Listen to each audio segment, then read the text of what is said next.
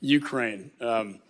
We have a really bad situation going on, as you know. This is a sanctuary zone that the Russians have created.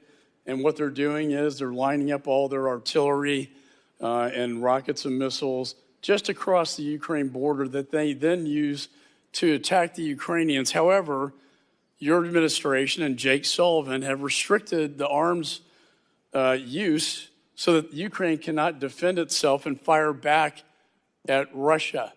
That's why I mandated the ATACMS and the supplemental, the long range, short range, and the HIMARS, that your administration is tying their hands behind their back, not unlike what you're trying to do in Israel.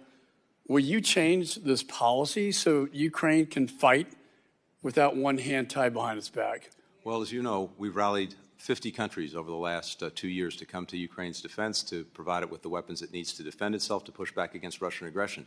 When it comes to enabling, endorsing attacks outside of Ukraine, that's not something we've done, but Ukraine will have to make and will make its own decisions, and I want to make sure it gets the equipment that it needs to effectively defend itself. Congress got them the equipment, and thank you for implementing that, but Congress did not put restrictions on the use of these weapons. It's Jake Sullivan and your administration that has put the restrictions on these weapons, and I talked to them, and this is not, they cannot achieve victory with these restrictions that you, not the Congress, have placed on them. And I hope you'll take that back to the National Security Advisor and the National Security Council and change this policy decision that is very dangerous and damaging to the Ukrainian people.